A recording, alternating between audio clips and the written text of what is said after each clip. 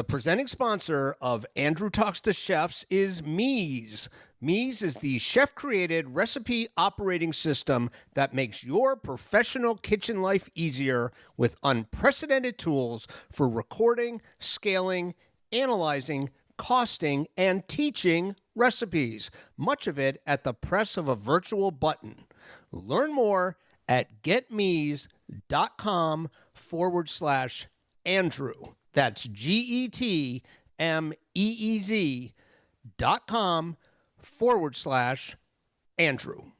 This episode of Andrew Talks to Chefs is supported in part by S.Pellegrino Sparkling Natural Mineral Water. For the past 125 years, S.Pellegrino has supported the art of fine dining in all of its ever-changing forms and nurtured the next generation of chefs through resources and mentorship. To learn more, visit sanpellegrino.com. I'm Massimo Bottura. This is Amanda Cohen. This is David Kinch. This is Mike Anthony. This is Hooni Kim. This is Amanda Freitag. This is Richard Blaze. This is Paul Kahn. This is Curtis Stone. This is Stephen Harris. This is Missy Robbins. And you're listening to Andrew Talks to Chefs.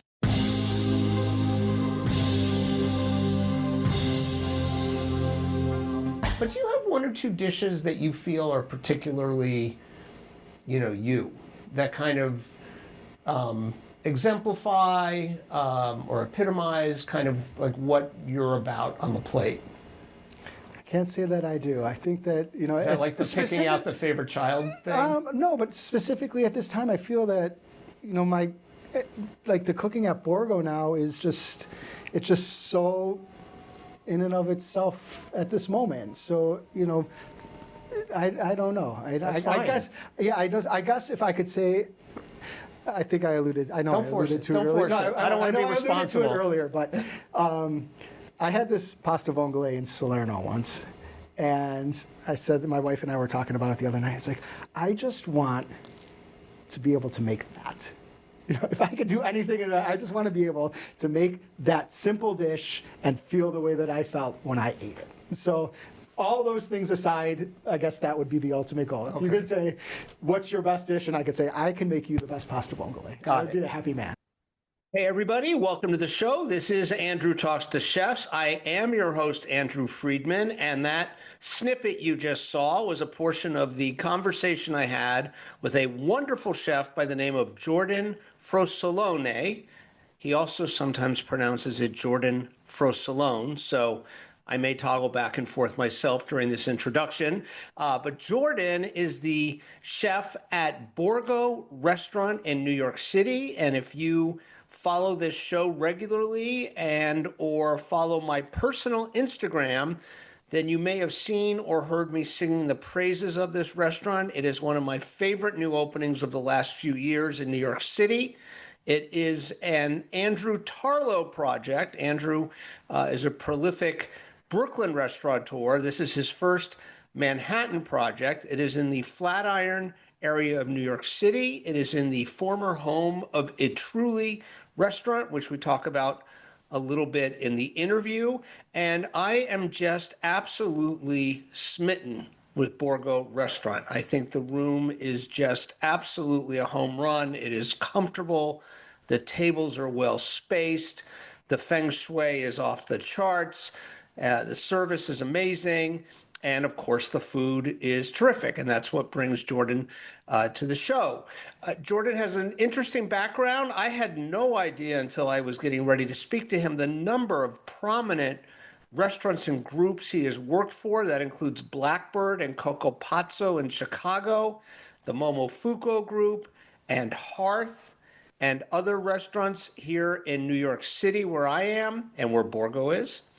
And just a fascinating resume, a very interesting backstory that took Jordan from the Midwest to Italy and then to New York, where he spent all this time before Borgo. And I think that should pretty well orient you for it. I'm going to get right to it, as I've been doing in the last several weeks. I've been trying to keep these intros on the shorter side to get right to the meat of the show. So with that, here is my conversation with Jordan Frosolone. Here you go. It's gonna take a prolonged arrangement of the same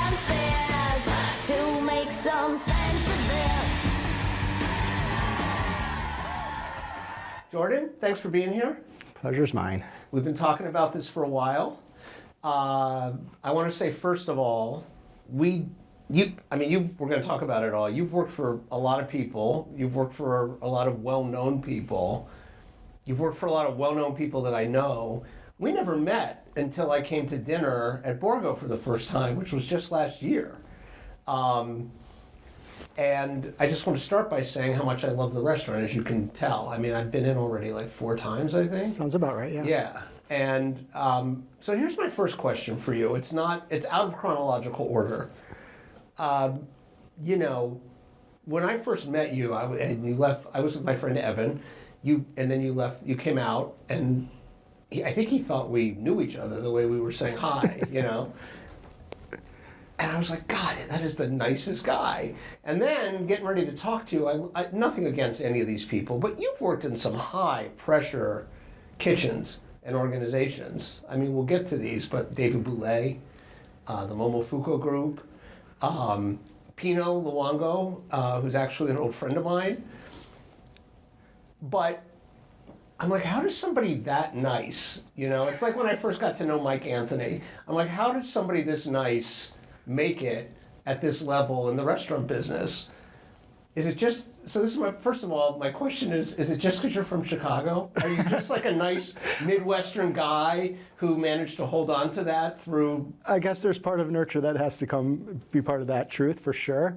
I guess, at the end of the day though, hospitality is, you have to be genuinely a nice person in order to survive in this business. Yeah. I mean, it is very important to try to make people feel good and do it from a real place. So let's talk about Chicago. You're from Chicago. Are you from Chicago proper? I'm from a suburb just south of Chicago. Which one? Chicago Heights, Oh, Olympia yeah, Fields, sure. about 20 miles south of Chicago.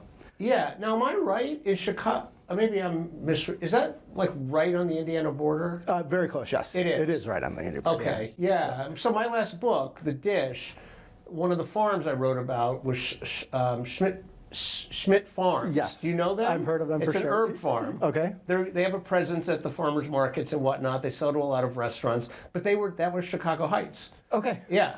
And they were like, you could see a church from Indiana, like right there. You could see the steeple from their farm, and it was over the state line. I believe it. Yeah. So that Okay, is so you're from approximately there. right. Yes. All right, so that's more of a small. Do we say a small town? Do we? No, is I mean it was a proper suburb. city? It was definitely a suburb. Okay. Definitely a suburb with a lot of integration of people, and it was a Chicago suburb. So I grew up with a lot of people from a lot of different ethnic backgrounds. So Right. it was not a small town by any Got it. stretch of the imagination. And what was young Jordan like? Were you an outgoing guy? Were you a sports guy? Were you cooking as a kid? A little bit of both. For sure, I was definitely pretty outgoing and, was fine navigating myself socially through school and high school and all those things. I loved playing baseball. I loved music. And my father and my grandmother always cooked. And Sundays or weeknights there was always dinner. My parents definitely worked all the time, but my parents, or my father specifically, would cook all weekend. And, we would eat at night food that was kind of pre-made, if you will, but, made fresh and finished for us to, Sure. to eat at home. And the party was always at our house. Got it. Friends and neighbors and family were always, at our kitchen table. I have to ask, you just said your father and your grandmother cooked. I assumed that was his mom? That was, yes. Were they like a team? Like, that's a rare thing. Usually people say like one of my parents cooked or one of my grandparents cooked. I rarely hear it expressed the way you just expressed it. I'm just curious. I would say, I guess, this was so many years ago, but I definitely have very vivid memories of late summer, just so many vegetables coming into the house and so much production happening, so we were just cooking things for the winter. So that was both of them kind of spearheading that mission. I mean, I remember being very little and the wooden cabinets in my grandmother's basement with all the jars of, all the vegetables. Sure. And then later in life, it being in the freezer. So, Yeah, but the same sure. process, right? Yeah. So I think that it was just kind of a continuation of their experience of cooking together. Yeah. And I have to ask, longtime listeners will know that this is a minor obsession of mine. Did you guys do the whole Sunday sauce thing? For sure we did pasta and yes, for sure, but it was not always just that. wasn't And it that- was like, yeah. I mean, my family has Italian heritage for sure, and I'm very connected to it and have a profound love for Italy and have spent a lot of my life there and continue to spend a lot of time there with my family now.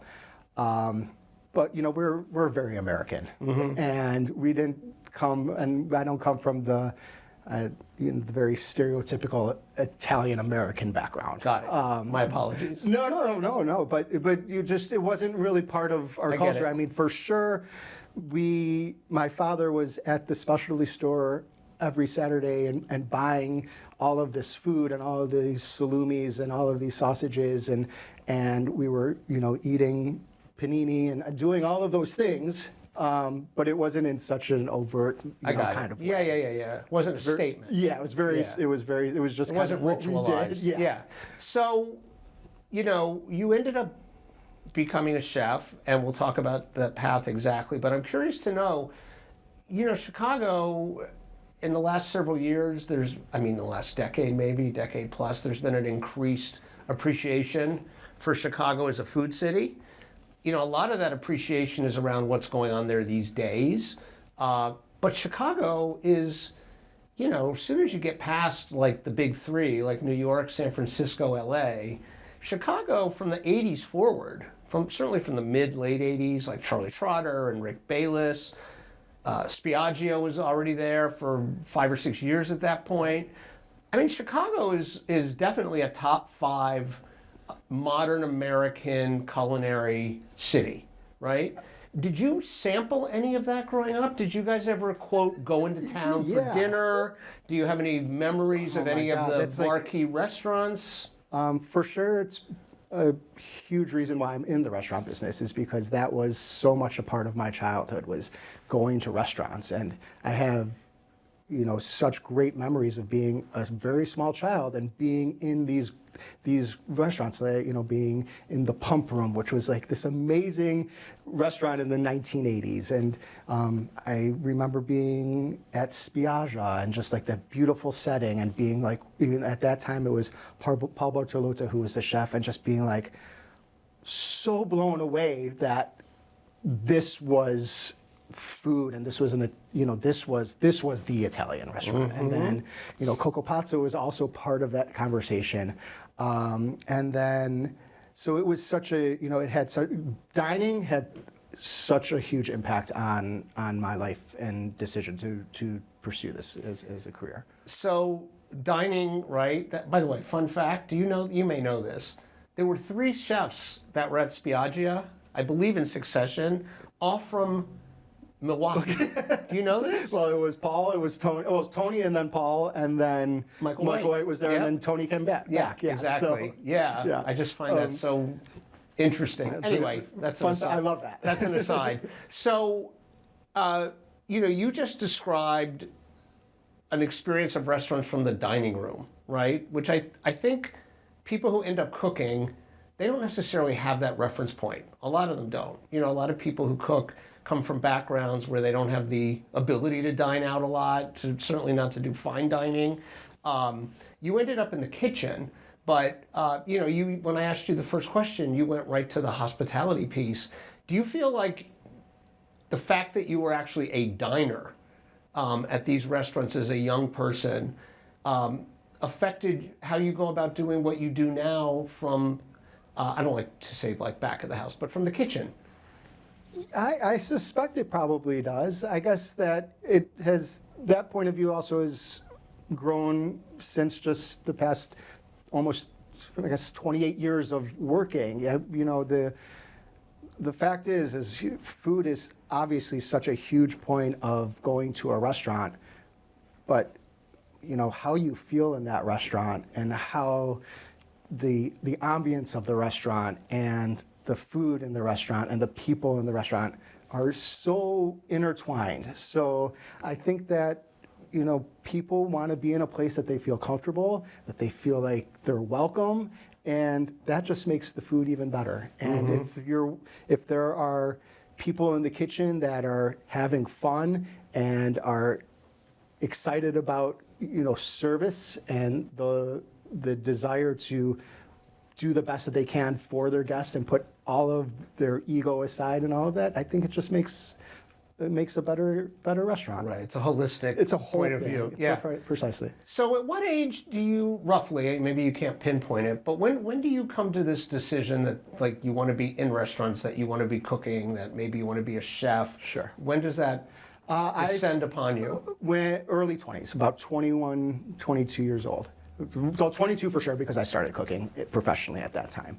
I was never for once in my life a very good student. So school and academics didn't really, it was not a path for me, and I knew that very early on. So finding a way through school was not an easy part of my life, but I had a love for music, and I had a love for sports, and I had a love really for learning.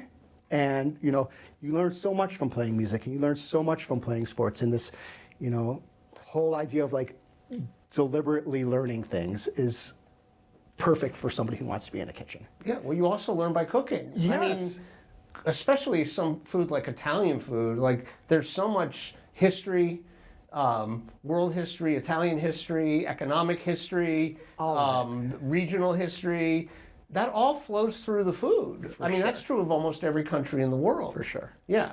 Yeah, it's funny. We had Wiley Dufresne on a couple of episodes back, and he was talking about, being a chef is like as a means to like have a continual education, basically for life if you do it right, or if you do it a certain way. And if you just keep an open mind, for sure. I mean, Yeah. So specifically, I mean, for me, I could just speak specifically towards Italy, like you said. The history, the culture, the regions, it's this rabbit hole that you could go down, and the fact that food is so important to their culture, it just makes it, something that you can never, ever possibly understand at all. 21, 22, that's, that's adult, technically. Yeah. How long had the idea of maybe doing that been kind of percolating? Did you have to get to a place of comfort for A, for yourself, and then B, for your family, of saying, I think maybe I want to be a cook? Like, was that a slow burn, or was it more of a sudden revelation that happened in your early 20s? Right. So I'll say this: my parents were so unbelievably supportive. They're very great. artistic people. So there was not like I had to Break it to them in any real way. I went to school for a few years for music, jazz and music education. And, when I was about 20 years old, I was, teaching a little bit of music, and I was, working little odd jobs here while I was going to school. And, I just had this epiphanal moment where it's like, I am not going to be a school teacher. Like, this is just not what I want to do. So I remember I was with my father, and, I said, I think I'm just going to go get a job in a kitchen. And he said, what? Just not in a negative way, but just trying to... It's a curveball. Yeah, not necessarily a curveball, but just... Because the conversation was obvious, it was a little bit bigger at that time when we were having it, but he's like, what does that mean? And, what are you thinking? And, just kind of not prying, but just explain to me your thought process here. And so we had some conversations about, this music thing, or do I want to go and, go into like music production? Or I said, do I want to go get a job? So it was kind of like between those things. So I just said, I'm going to go get a job in a kitchen. And I want to feel that out. And he had a friend who was a general manager of a restaurant called the Zodiac Room, which was in Chicago on top of Neiman Marcus. Okay. And he called her. And Was it named for the killer? Perhaps. The Zodiac Room. Yeah. So. That's a loaded term. And so he called her and said, my son is thinking about, trying to get into the restaurant business. She said, come in, I'll introduce him to the chef. And Andrew, I swear to you, the second I got in there, I was like, this is what I'm going to do. I'm home. This is what I'm going to do. Can you even put words to that? So even look, you're smiling as your first because big it was smile. such a real thing. Like I really did feel it. And as a kid, as I stated, the music thing, and I was such a huge Grateful Dead fan. This is the early '90s, mid '90s, and I was 15 years old, and I connected with it on such a deep level. That exact connection came through when I got into a kitchen, and I knew it immediately. But so can you put words to that, or is it just kind of like a love at first sight thing? It was such a visceral feeling. Like you just walked in and you were smitten. Yeah, and I knew it. It was like I just knew it. I can't really explain it. It just, it was just such a feeling. Hey everybody, Andrew here. I want to encourage you to check out our presenting sponsor, Mies. Not because they're our sponsor, but because Mies exists to make your kitchen life easier. Mies is the chef-created recipe operating system for culinary professionals. What that means is that Mies is a virtual place to house all of your recipes, and just as importantly, it enables you to derive all kinds of information from them: food costs, allergen data, yield loss, unit conversions, and nutritional breakdowns, and also to scale them up or down, and even to cost them, and to do most of that at the press of a virtual button. Mies is also a teaching tool that empowers you to incorporate how-to photos and videos to illustrate individual recipe steps and techniques, which is especially useful and time-saving for multi-unit organizations. The basic version of Mies is free for the entire culinary industry.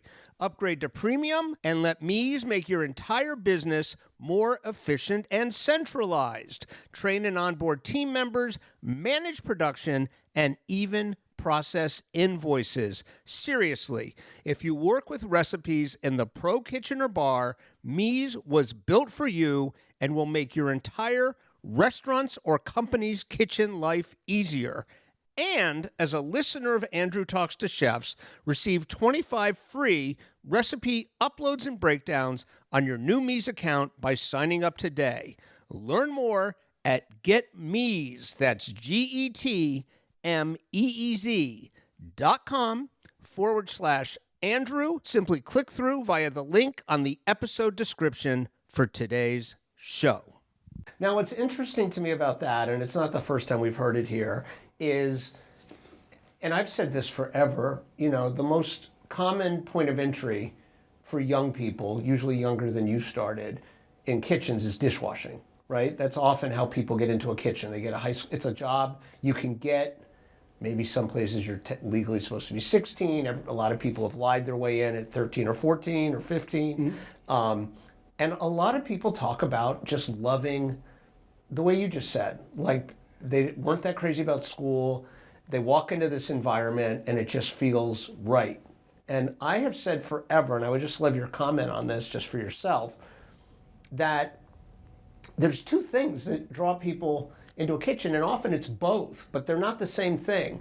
There's the food piece, but then there's just the fact of the kitchen, right? The dynamics of a kitchen, the qualities of a kitchen, the vibe, right? People use the word camaraderie a lot. People analogize it to team sports a lot, right? But, to me, I don't want to say it's left brain, right brain. It doesn't quite break down that way, but I think those are two different but complementary things. Does that resonate with you? Sure. And for me, it was honestly both. The food aspect of it and the learning aspect of it, and also just the kind of subculture of it all, mm-hmm. Really resonated with me. So it was both. For sure, it was both. Before we get too far from it, you've mentioned music a few times.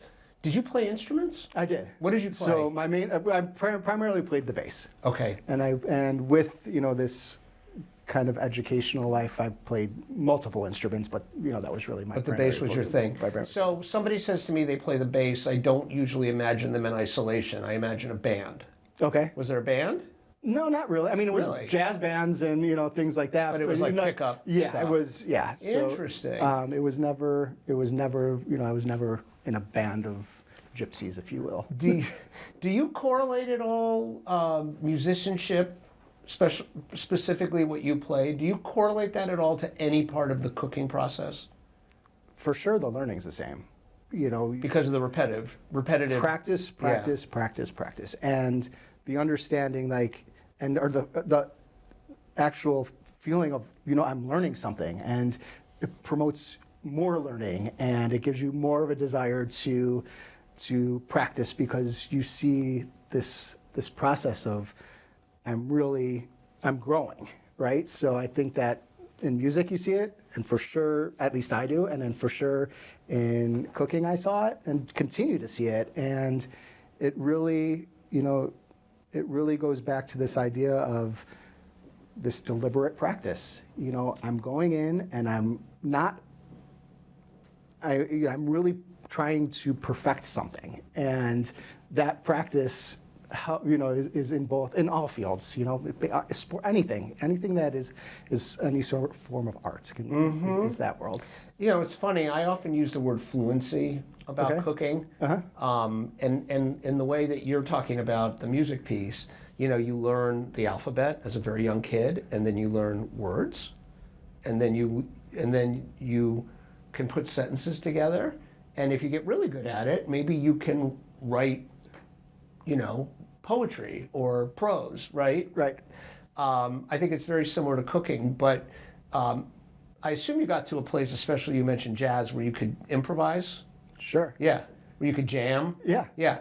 Does that factor in at all? Not that you would do that spontaneously, like during a service with, but in terms of dish ideation, in terms of the rhythm of a service. It's kind of like sometimes the best part is when you're really just kind of cooking, and like the runner's high, like when you're in that I place. Guess, I don't want to jump too far ahead, but like David Bouley was kind of that. He had guests that had been coming to his restaurants for, at that point, 10 or 15 years, and he would just go in and pillage everybody's mise en place and would just cook for people. And it was kind of just a fun thing to see. And like that improvisation, if you will, is fun. If you can just start cooking for somebody and say, you come in with Evan and just Jordan, like whatever, please just, we've been in 50 times, just whatever you want to do. Oh, you would actually, Sure, you would actually. If the time permitted and I could do it, it would be fun. Yeah, Bouley is an extreme example. He, to me, and I would refer listeners and viewers should go listen to this, but when he passed away, was it already 2024? It's been a little almost 2 years. I think it was about year and a half.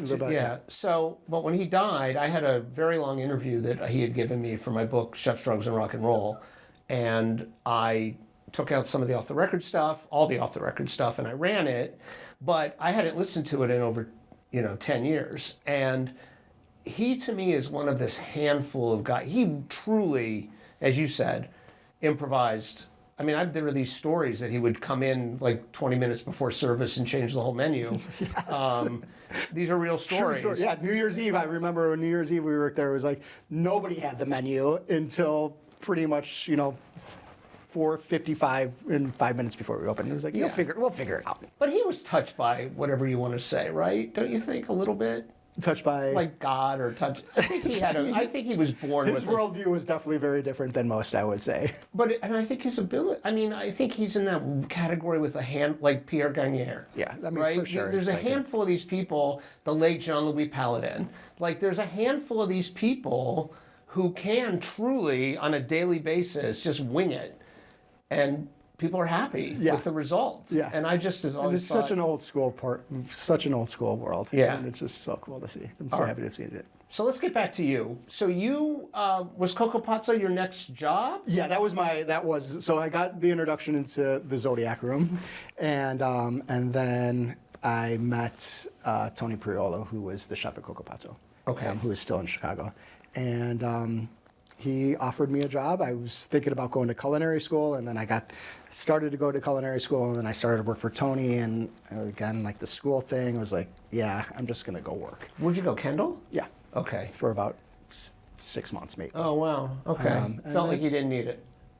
I don't learn that. I don't learn that way. Yeah. You know, like I don't learn that way. I need to do things over. I mean, maybe it's my lack of intelligence, but I need to do things over and over and over and over again in order for me to like really understand it. And culinary school is not that. And like, not that it's a good thing or a bad thing. It's just it's a case-by-case decision. And it's also such a huge swath of learning, right? So I wasn't good at, I didn't have any desire to like learn something new every day. I just wanted to go in and, again, I wanted to make the pizza dough, you know, and like recognize that why is it not the same today as it was yesterday? Or, you know, just so many different things like that. But it was really just, I just wanted to be doing the same thing over and over. So Coco Pazzo, we should just briefly explain this. Coco Pazzo was a restaurant originally in New York. The name means crazy chef. It was a reference to how they were kind of coloring outside the lines a little bit, certainly at the time, of regional Italian food.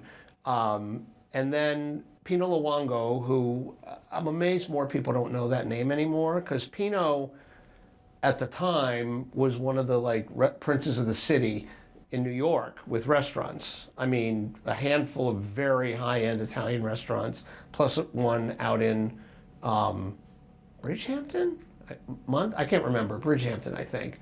Anyway, but then for some reason there was a deal that presented itself and they did a Coco Pazzo in Chicago.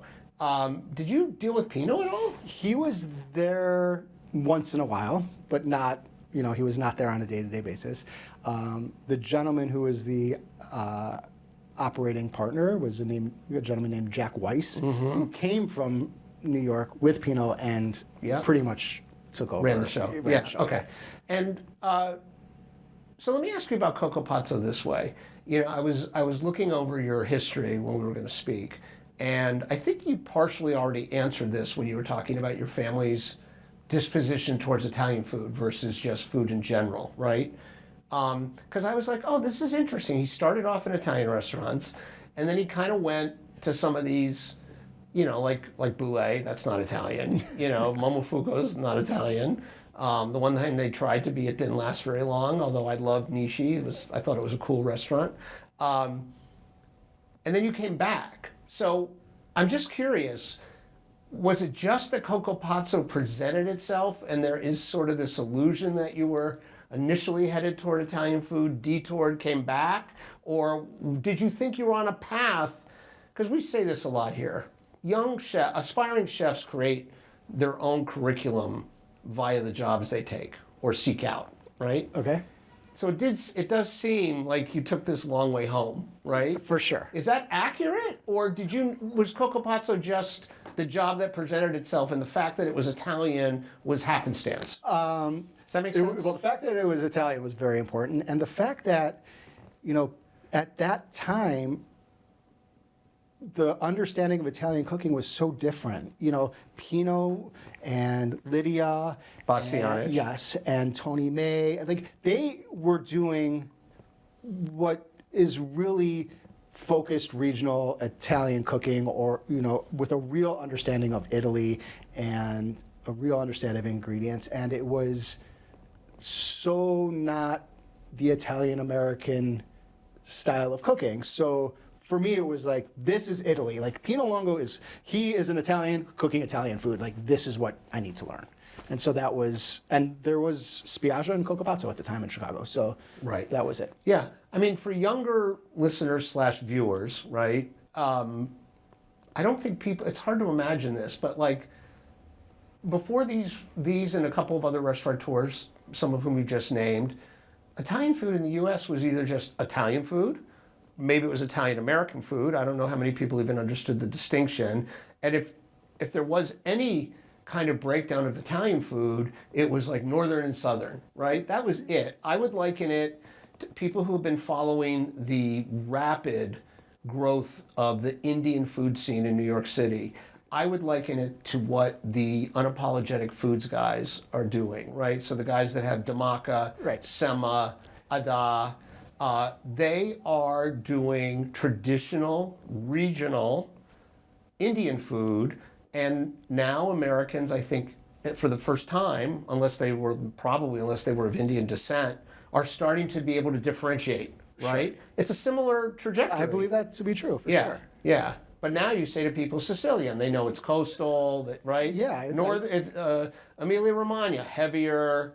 You know, like people The know understanding of it has changed dramatically. Yeah, for sure. but it didn't exist. So how long were you there? I was at Coco Pazzo from '98 to about almost 2 years. Okay. And then I went and worked at Blackbird, which was a restaurant by Donnie Medea and Paul Kahn that had just opened. And that restaurant changed my life because then it was like everybody there is going to be a chef. You know, the demographic of the people in the kitchen were like, you know, these guys are young cooks and have an aspiration to do more than that. Yeah, right. Not a lot, I use the term lifers. Not a lot of lifers doing the prep work, right? So, right. Exactly. It's people like you who had their eye on bigger game, right? And this was a job they took with the idea, because that, I mean, at the time, certainly, even probably in its final days, like Blackbird was a top Chicago restaurant, and I think was it the first or second of the one-off hospitality? That was their first restaurant. It was the first, and then came and that was their only restaurant. Right. So I remember speaking to Donnie at the time, and they had just taken the lease on what was going to ultimately be a VEC, you know, sometime later. Yeah. So wow, that's a moment in time. It was a great moment in time, for sure. Yeah. All right, let's pause there. Got it. And then we'll pick up with some of your other stops, and then we'll talk about a restaurant I love, which is Borgo. We'll be right back. This episode of Andrew Talks to Chefs was filmed at the iconic Gage and Toner restaurant in beautiful downtown Brooklyn.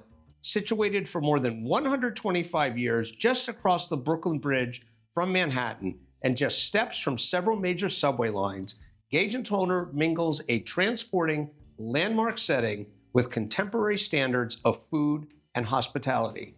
Gage and Toner's current chapter began in 2021 when the restaurant was reopened by a trio of successful Brooklyn restaurateurs following a lovingly performed restoration.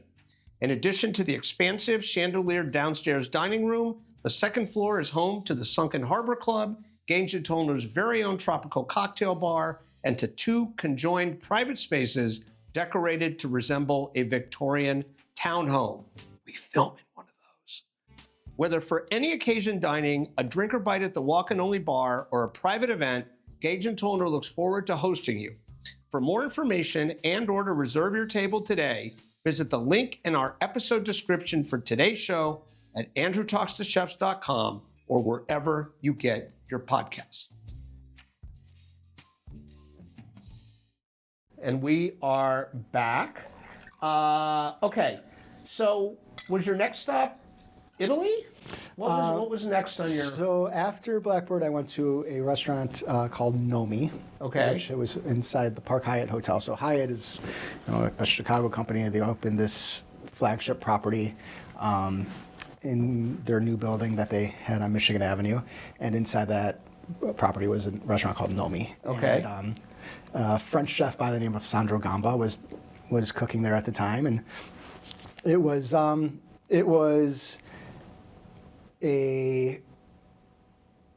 you know, very in line with kind of the Alain Ducasse spirit and the Joël Robuchon spirit, and so it kind of definitely struck me on that level. And again, like you said, it was definitely not Italian cooking, and I worked there for about a year, and at that time when I was working there, I decided that I was going to go live in Italy. So I bought at that time you were able to buy open-ended tickets, so you could fly and return within a year. So I decided that I was going to buy this open-ended ticket to go to Italy and see what. So not even a token return date? Just open-ended. So great. So I bought this ticket, and I continued to work at Nomi and at the Park Hyatt, and it was great because it was a hotel. So I worked in the morning in the restaurant, and then I worked at night in the banquet kitchen, and was able to seemingly make so much money because, I was getting paid for working all the time. And so I bought this ticket, and then in March of 2002, I went to Umbria. And I ended up there, and in the meantime, when I was working at Nomi and through Tony Pirolo and Coco Pazzo, I met a young chef by the name of Enea, who was from Umbria, who was moving back there. He said, well, when you come to Italy, you just come and find me. So I kind of had a landing pad. Yeah, that was going to be my first question. Yeah. Like, who was your hookup? So Enea was the hookup in the Yeah. restaurant, and then a very dear friend of mine's colleague had this small farmhouse in Lippiano, a town of about 150 people. And she said, if you want, you could rent it. So I rented it for a month. I rented a car, and I traveled back and forth with Enea trying to find some work. And then after about 2 months doing that, I ended up in Florence. And I got a student visa. And with the student visa, I was able to work. I didn't step foot into a school. I just got the visa and then had my ability to work in a restaurant. And I ended up at a restaurant called Becco Fino. Got it. So it was like an externship without the school, as far as the government was concerned. Yes, Yeah. as far as the government was concerned, I was there as a student, and I just worked at this restaurant. Amazing. Yeah. So, I mean, how did Italy hit you? I mean, that's such a romantic notion, a young cook going overseas, this sounds overly dramatic, but it's not. Like searching for knowledge. Like you were... and oneself, it was like but that's a quest, I think. So yeah, it was a great adventure and a great quest, and the idea was like I guess it was the first time the circle kind of completed itself, where I did the Italian restaurant, I did the French style restaurants or New American style restaurants. I was like, nope, I want to focus on Italy again. So I went there to do that. So how long were you there all in? I was there for roughly a year. So tell me, you come back stateside. I come back stateside. I am in Italy. My visa's expired, and I'm deciding, do I want to go to New York or do I want to go to San Francisco? And Andrew, I shit you not, I flipped a coin. Really? Taking the trash out, after work one night, I flipped a coin, and New York won. So I have to ask, had you spent any time in either of those two cities? both, but at a very young age and not really experiencing cooking. And I've been in New York more than San Francisco, but San Francisco a few times. Yes, so. But you had like a little kid's tourist I mean, I was like recollection. going to see Grateful Dead concerts, Right, and yeah. traveling. Right, no real sense of daily life or. No, just San Francisco and New York were the places to be, right? And I didn't want to go back to Chicago. A quick note of thanks to one of our promotional partners, S.Pellegrino Sparkling Natural Mineral Water. For the past 125 years, S.Pellegrino has supported the art of fine dining in all of its ever-changing forms and nurtured the next generation of chefs through resources and mentorship. To learn more, visit sanpellegrino.com. All right, so you flip a coin, New York, and then how do you go about figuring out where you're going to work? And like everybody else, I have a friend who has a friend or somebody, and I end up crashing on somebody's sofa for a few weeks. Started trailing around and found an apartment.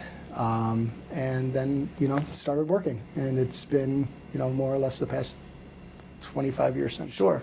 So tell me, we can't spend a lot of time on each of these, but why don't you just rattle off the positions you held in the in-between? All right, Between like coming back to the States and right, when so I Borgo trailed, happens. and okay, so I guess one of the most important places that I spent some time was I was at Lupa, and I met Mark Ladner. And Mark Ladner, Genius. genius. If there's such a thing as a genius cook, chef, he is one of them. And I'm just so happy that our paths crossed and like that our paths still exist together. And just so meeting Mark he's honestly the first person that I met in the city, and I still stay in touch with him. So it's like it was such a serendipitous. Was this He was at Lupa. Babo Lupa? Lupa, yeah. Just Lupa. Babo wasn't open yet. No, not Babo. Babo was Del open. Posto. Del Posto was not open. Not open, so he was just at Lupa. Yes. We have to say, for people who don't know his name, he's now back in the city. Stephen Starr, the prolific restaurateur, has taken on Babo. and brought Mark back. He had been in Boston for a couple of years doing a thing there. But he was like the secret weapon of the Batali Bastianich group. And yes, I know the baggage of, I know, I'm not, but Mark's great. So but Mark's great. But he was like the secret weapon. Like he opened a number of restaurants for them. He opened Babbo, he opened Lupa, and he opened Del Posto. Yeah. And Otto. And for people who don't know, those three restaurants, we were just talking about how Italian food has like become disentangled in this country. Those are 4 different types of Italian food, 4 different levels of formality. He's like a chameleon, you know, like the number, I'll put it in musical terms, the number of scales that he has found within the Italian songbook. It's amazing that one guy can create in that many different ways, because the differences oftentimes are very subtle, you know, but he's a master of all that. He is, and just such a great person. Yeah. So then I end up at Bouley. okay. And I'm a line cook at Bouley for a year or so. And one of the sous chefs leaves Bouley, and he was, you know, there were so many great, I mean, there's people there that cooked that or have Who was there when you were there? So Shea Galante, Cesar Ramirez, Peter Serpico, who I went and worked with briefly at Momofuku, Evan and Sarah Rich, who own Rich Table out in, Dave Santos. Yeah. So like those are just 5 people off the top of my head that have all gone on to really like do something. You know, it's funny. People talk about these moment in time kitchens, like Blackbird might have been that when you were there. The opening team at Alinea is one of the famous ones. Like Greg Baxter was the intern, Right. you know. Alex Stupak was the opening pastry chef. John Shields. I mean, it's crazy. Dave Baran, like who was there at the opening was nuts, right? Early Chez Panisse, early Michael Santa Monica. I feel like you go to like prime Bouley at any moment, and the kitchen was like what you just described, right? It's everyone there is a future all-star. It was definitely a revolving door of people because it was very hard. Right, but I mean, they were all, or a lot of them, like, I love asking people, who was there when you were there? You always get like 4 or 5 very successal people. Yeah. So Did it feel special from that standpoint? Did you feel like you were in the presence of real talent?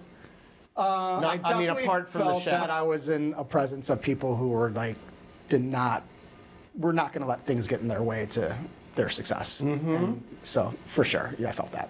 And what was that experience? I mean, I think of you as, like, that was the most surprising one I saw on your CV when I was researching you. I was like, you worked at Bouley? It just seemed like, it didn't compute for me. I guess it was But more temperamentally than anything else. Sure. I mean, I guess I'm not. I mean, I would say I'm pretty competitive, but not in this, you know, hyper aggressive way. So like, I don't have any problem like, you know, getting. I don't have to say physically in a fight, but I have no problem like in a fight, you know, like to win. So like, I may not be overtly aggressive, but I'm not gonna not be competitive. Right. So it just isn't my personality to show it that way. So I didn't have. I mean, I still talk to Peter Serpico, you know. So and I still talk to this gentleman Ed Blanco, who. So I cultivated nice relationships. Yeah, I didn't mean I didn't even mean not nice. I just meant the intensity. Yeah. So and his intensity and the stuff we were talking about before. You just don't listen. I really enjoyed David. I think he was an unbelievable chef. I don't mean anything I said like in a. I just think there was a certain fact. You know, life was a little different there than it was in most kitchens. Yes, that's all. That's all I meant. No, understood. No, I understand that. And it was also a very different time. So, yes, of course. Like what was acceptable and what you could get away with. Not just acceptable, celebrated. Yeah. So David Bouley was on the cover of the Sunday Times Magazine in a red leather motorcycle outfit. I don't know if you ever saw that. Oh. Yeah, but it was celebrated. Yeah. You know, So- all that stuff. so it was great. It was a great. I guess, you know, definitely a great war wounds. I guess. So I want to give Borgo its due and its time, but you did spend I guess really the most critical part of my career was with Marco Canora at Hearth. So I left Bouley right when Marco was opening Hearth. I met him through the sous chef, Ed Blanco, from Bouley, who said, I've got a friend who's opening this restaurant. Ed was leaving, and then I went and helped Marco. Started as a line cook and stayed there for 7 years. And, became the chef de cuisine probably around 2007 or so. So after about 3 or 4 years. And Marco opened another restaurant and opened some wine bars, and so really gave me a lot of opportunity to grow. So do you work? Did you spend time at some of those other? No, projects? I just stayed at Hearth. But you mean because he was? Because he was. So you were minding the mothership. Yes, and it was, it was just such a. It was again the biggest growth of my career was 100% there, and albeit a very New York restaurant and a very market-driven point of view, it was also very Italian in spirit as well. Oh, yeah. So it definitely kind of brought me back to that style of cooking, and it really introduced me to what I feel most connected with now is like the New York style of cooking Italian food. I want to talk about that when we get to Borgo, because I know what you mean, and I love that. That's a very specific thing, down to the dining room. But I just have to put in a word for Hearth. It's been around more than 20 years now. Yes. It is still. I just went for Sunday dinner with my wife and another couple. Like as we sit here today, it was I think in the last month. Okay. It's still great. It's still great. It's not in your face great. It's rustic. It's the dining room is not like a $10 million build out.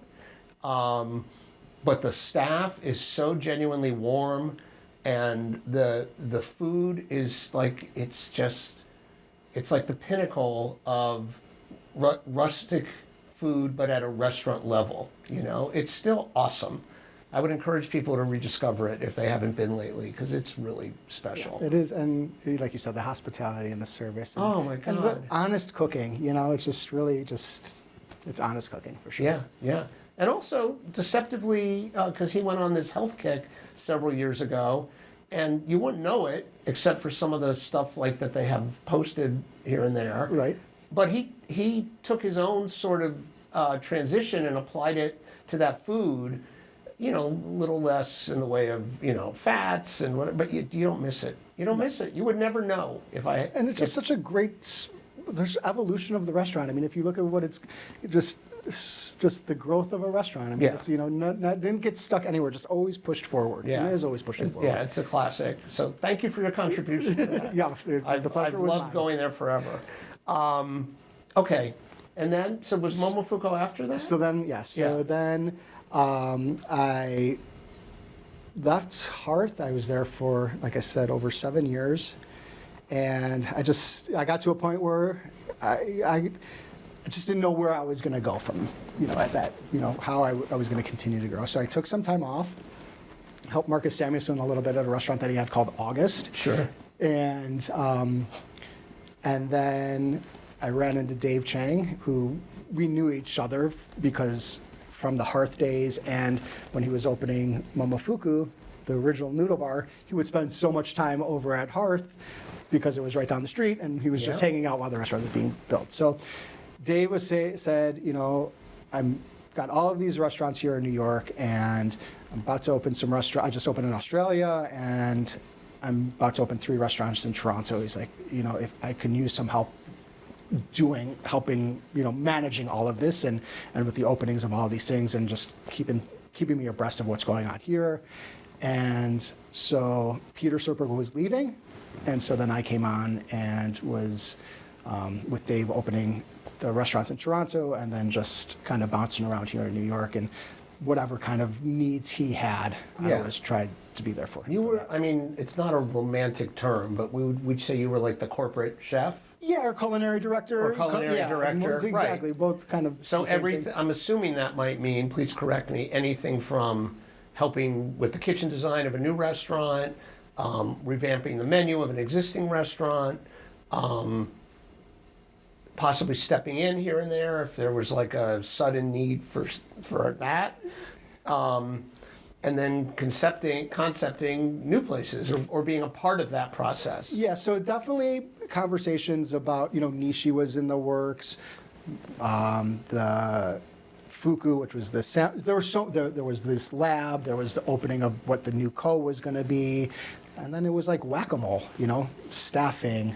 Menu. That's a good way to put it. Yeah. So it was all of those things, and it was. Talk about just extraordinarily talented people. And just being and from totally different perspectives, and every restaurant was so different. Yeah. So what a great, what great people to be surrounded by. Yeah. It was a really interesting time for sure. Yeah. So many great people that have come out of there. Yes. I don't even know if people know. Like three of the it restaurants of the moment in New York right now, Penny and Claude. Of course. Co-alum, Josh Pinsky. Great guy. And then Nick at Smithereens. Yeah, I know. Yeah, Nick Tamburo, and these are all really nice guys. Yeah, and it was so cool to see that they've done that. And I remember, we were all working together. Yeah, but they're thriving. Yeah. I first met Nick. He was the chef at Nishi at one point, and he came out and introduced himself. So awesome. Yeah, I don't even know if people would put together the food those guys are doing with Momofuku, sure. Right? But they were with that company for a while. Yes. Yeah. All right, let's talk about Borgo. Okay. Is that okay? Borgo, yes, Can we jump to Borgo? Yeah. Okay. I love Borgo, as you know. I don't go out as many nights a week as I used to. I try to keep up with new restaurants. I also try to support old friends. And in that context, like I say, I've been in at least 3 times, maybe 4, in the space of I don't even know if it's been a year. I love bringing people there for the first time. It just hits me just right. And, well, let's go to this, okay? You mentioned New York Italian. So there is a phrase I have used. It's my own phrase. I've used it forever. I'm not saying it's particularly clever, but I call it the smart Italian New York restaurant. And by what I mean by that is it's a dining room that has a real feng shui to it. It's warm. The lighting's right. It's not necessarily overwrought. You kind of sense you're in an Italian restaurant, but there's nothing tacky or stereotypical about it. And then this food that is in some ways simple, but done, to a T. So places I would put in that would be like the original, what was Carmelini's first place? Over in the Flatiron, and then he did one at Columbus Circle. Al Voce. The original Al Voce. Campagna, when Mark Strausman had Campagna on 21st, I think, or 20th Street. These are places to me that are the smart New York City Italian place. Does that phrase resonate with you? Does that idea resonate with you? Or do you mean something different when you talked about New York Italian? I guess the dining room at Borgo's is amazing. And stunning. And is definitely a very New York restaurant and feels very much like a New York restaurant. And I guess what I mean from a food standpoint is we are not trying to be an Italian restaurant, right? We are taking this idea of simplicity, great ingredients, convivial dining, and which is a very Italian philosophy, and offering it through our American New York point of view. Mm-hmm. I know that the New York dining is, we're not trying to be this traditional Italian restaurant where we just make pasta vongole and make the best pasta vongole. Like that's my ultimate goal. Is make the best pasta vongole, but that's not what Borgo is, right? Like we have this Italian philosophy in terms of how we source and how we cook. And I think that's the Italian part of a restaurant that's in New York. How did you and Andrew Tarlow connect? Because this was Andrew's first Manhattan restaurant. Right. He's known for some outer borough places. I actually I had never been, no particular reason, just it's impossible to keep up. I just had a beautiful Saturday lunch at Roman's, which is one of his places in Fort Greene. But he is known for, I would say, Borgo is a lot of what he is known for writ large, right? Sure.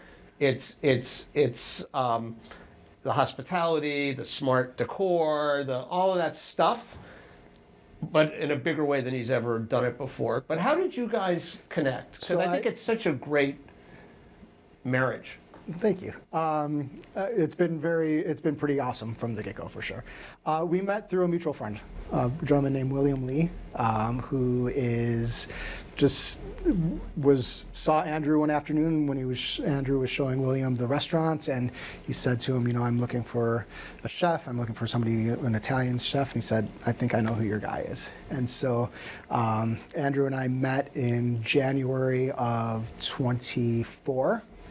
And he, I walked through the space with him, and I said, okay, I'm leaving for about a month. I'm going to Italy, and when I get back, let's catch up. And so I came back, and we connected, and we spent a lot of time together, just kind of getting to know each other, having some dinners, having some drinks, just kind of connecting on a very slow way to see if this was the right fit, and then ultimately. He said, let's do this, and then we just kind of started moving forward from there. Can you just say a little more about that courtship? Because, people often on this show say, and then I met so-and-so, and we decided to do so. But that's always an interesting process, because you're trying to figure out, do you get along? Do you want to get along? Do you want to spend time together? That's the first thing. Right. Just do you want to be around each other all the time? Right. And then there's how you look at business, and then there's how you look at, it could be everything, it could be food costs, it could be how big the menu should be, it could be, are there certain things the owner was going to, it's so many things. But can you talk about what were you trying to suss out during that period? I don't want you to talk anything. Sure. I don't want you to give away anything confidential. No. But I would just love a little sense. I guess what really resonated and what really drove our conversations it was really all about food, and it was all about restaurants, and it was all about what we can do and what we would envision doing. And I never met a restaurateur who was so knowledgeable and so focused on the food, and then how the food and the menu were going to read, and how all of it was going to read in this restaurant that he built, and how it all made sense as one entity. So that was the courtship, and that was a very exciting conversations to have, because it was really about what we're trying to create, what the environment is going to be, what the culture is going to be, and he had most of that worked out. We were working it out together. Well, he is such a visionary, obviously. Yeah. So I think he had a pretty good idea, but it seemed very inclusive, and we definitely had we had an amazing dinner at Penny, as you said, and we were just talking, and we were just really on just having such a nice conversation about, what we could accomplish, and what just food in general. And, that was really what that courtship was. It wasn't going to be, what the revenue is going to be, or, it had nothing to do with that. It was like, where are we going to get this food? Or how are we going to have somebody who can come in and have the same thing 3 times a week, or want to be at that restaurant, and how are we going to embrace this community and just really be, again, hospitable? How are we going to make a really fun hospital place for people? And that was it. Am I correct? And maybe you were involved in one for a period of time, with the job with Chang's group. But is this the biggest dining room that you've been the chef for? Yeah, probably. Was that any kind of an adjustment, or were you kind of so experienced by then? I know you're a modest guy, but feel free to just say, I felt pretty good about being able to execute food and produce food at that level. we have a patio that opens in the late spring and into the late fall, and it changes the dynamic of the dining room for sure, because it's another 50 or 60 seats potentially. And so no, I felt pretty good about being able to produce enough food. I mean, going to Noodle Bar, and I mean, the amount of food you'd have to produce in that restaurant was, right. So scalability for me was not something that I thought, this is going to be daunting. Well, I should say, for people who have been around for a while, when you mentioned the Outback, the seating out back, this is kind of a fabled restaurant space. For sure. This used to be a Truly. Right. And for anyone who, I won't get into it, anyone out there who knew a Truly knows how special, I mean, the dining room's transformed, but the garden out back has always been one of the prime outdoor places to eat in New York City. It's awesome. Yeah, it's awesome. Just awesome. Do you have, at this point in your career, and I'll probably make this the last question, and if you don't, that's fine, but do you have one or two dishes that you feel are particularly, that kind of exemplify or epitomize kind of like what you're about on the plate? I can't say that I do. I think that, Is that like the picking out the favorite child thing? No, but specifically at this time, I feel that, the cooking at Borgo now is it's just so in and of itself at this moment. So, I don't know. I guess, I guess if I could say, I think I alluded. I know Don't I force alluded it. to Don't it earlier. force it. I don't want to be responsible. I alluded to it earlier, but I had this pasta vongole in Salerno once, and I said that my wife and I were talking about it the other night. It's like, I just want to be able to make that. If I could do anything, I just want to be able to make that simple dish and feel the way that I felt when I ate it. So all those things aside, I guess that would be the ultimate goal. If you could say, what's your best dish? And I could say, I can make you the best pasta vongole. I would be a happy man. Okay. Well, if you wake up tomorrow and have seller's remorse for telling me that, call me and I'll excise it from the interview. Okay, no, I feel like you sold out the rest of your menu. I come to Borgo and you get, I mean, there's so much on there that's fun. Yeah. And like, again, it's just, we're having a good time. So there's, it's always changing, and there's, we're just trying to have fun and make fun food and nothing other than that. No, and so to your point earlier about hospitality, it's again, when people mean it, you can tell, but that is a place, it's so warm, it's so inviting. Everyone who touches the table is pleasant and can answer your questions, and it's just a total pleasure. So I thank you for the restaurant, and Andrew indirectly. I think he knows how much I love it. I'll be sure to pass the message. But I'll leave it there. Thanks for coming on. Thank you so much. It was such a pleasure. This has been great. Likewise. Thank you so Thank much. you. I appreciate it. And that is our show for today. Again, my great thanks to Jordan Frosolone for joining us. If you live in New York City or find yourself visiting, get over to Borgo Restaurant. It is just awesome. Today's show was written, produced, and hosted by me, Andrew Friedman. It was co-produced by Alleyne, and it was shot by Edison Koo. Please go check out Mies, the recipe operating system for culinary professionals, at getmies.com/Andrew. And thanks to Gage & Toner for providing our location. If you live in New York City or find yourself visiting, please go check out Gage & Toner and its upstairs bar, the Sunken Harbor Club. Links to that on the episode description for today's show. And our thanks, as always, to S.Pellegrino for their longstanding support of the pod. Andrew Talks to Chefs is the property and a production of Table 12 Productions Incorporated. If you'd like to support us, we ask that you do that by telling a friend about the show, posting about the show on social media, and or rating and or reviewing us at Apple Podcasts, Spotify, or wherever you get your podcasts. And if you are now watching us on YouTube, please be sure to like and subscribe. Our thanks as always to After School Special for our music. Please check out their album Double Barrel Single Entendre on iTunes. Please follow us on Instagram and also on TikTok.